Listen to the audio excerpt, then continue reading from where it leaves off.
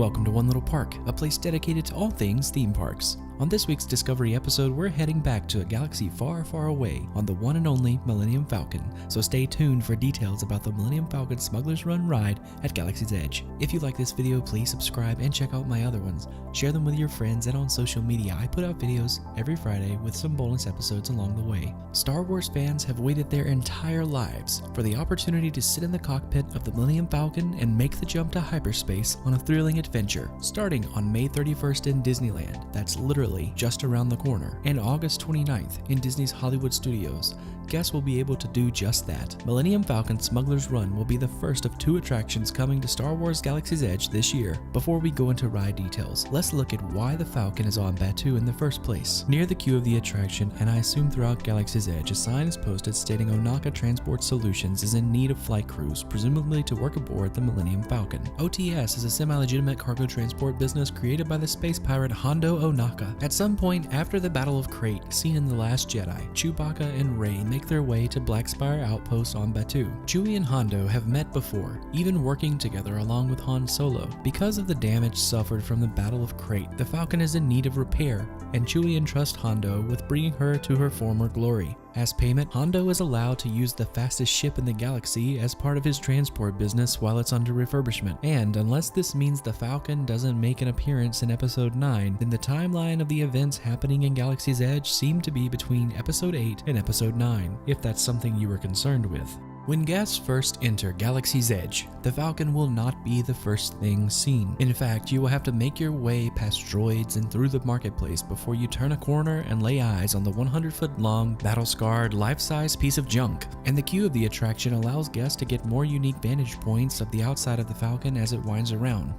In the beginning of the queue, stairs lead guests up along catwalks that stretch along the walls of the mechanic shop where other ships are being repaired. A turn around the corner, and the queue showcases the Falcon and Black Spire Outpost through large windows. The queue takes guests through the mechanic shop, ending up in the shipping center. Throughout this section of the queue, guests will be able to use the Disney Play app to scan shipping containers and play games. Be forewarned though, you may soon realize that what you're about to be shipping isn't exactly legal cargo. Soon guests make their way to the control room, where the A1000 animatronic of Hondo Onaka is standing on the bridge. Here, he will sell the guest on why they should be part of his crew, and eventually his astromech droid assistant, R528, uses a control panel to lift the Falcon from ground level, where we saw it outside, to docking level. And soon after this point in the queue, guests will be separated into small flight groups of 6, each assigned a specific role. There will be 2 pilots, 2 gunners, and 2 flight engineers. These groups will enter the ship through the boarding ramp and will be able to explore the famous main hold area of the Falcon. Here guests can take photos and soak it in that they are aboard the Millennium Falcon. Imagineers knew this would be an important part of the experience and intentionally designed this type of free roam queue. I am going to lose my mind. I cannot wait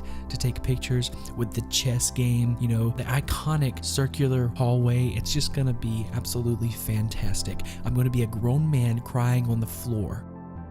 But eventually, one of Hondo's crew members will call each party to take a seat in the iconic cockpit. Each role plays an important part in making sure everyone and the ship make the mission in one piece. It has been said numerous times that Galaxy's Edge will bring a whole new level of immersion to how guests experience a theme park. Through the Disney Play app, guests will be able to interact with this land like no other before. The app will come in handy throughout the queue of Smuggler's Run, and it will be able to help pass the time in that 4-hour wait. No, 6 hours? 8 hours? I'm just gonna go with 4.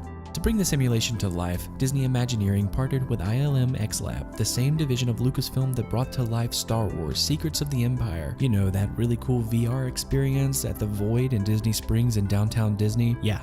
It's going to be amazing. Using a group of 8 NVIDIA Quadro P6000 graphics processors and 5 Quadro Sync projectors. I really don't know what that means. I kinda do, but I really don't. The ride film will be displayed at an ultra-high resolution and offer real-time rendering of the experience. Actions taken in the cockpit, whether it be from gunners, engineers, or pilots, will have an effect on the ride. This will really up the rewritability, as multiple outcomes are possible on this video game-like experience. It was once reported that guests would actually be able to fail the mission and crash the Falcon. Recent reports have Imagineers saying they've toned this down a bit, and each mission will result in you making it back in mostly one piece. Though the idea of the ride being so realistic that you could actually fail and crash the ship is actually really amazing, but the thought of spending 4 hours in line only to crash in the first minute would be detrimental to guest experience. One of the most important aspects of your mission on the Falcon is the outcome. How well you do during the mission will give you a reputation that can affect other experiences and interactions throughout Galaxy's Edge. Things that could happen is like when you go to Oga's Cantina for a drink and the bartender says something like, "Aren't you part of that crew that wrecked the Falcon?" I don't know about you, but this type of reputation is definitely one that would have me back in line to fly the Falcon and try again.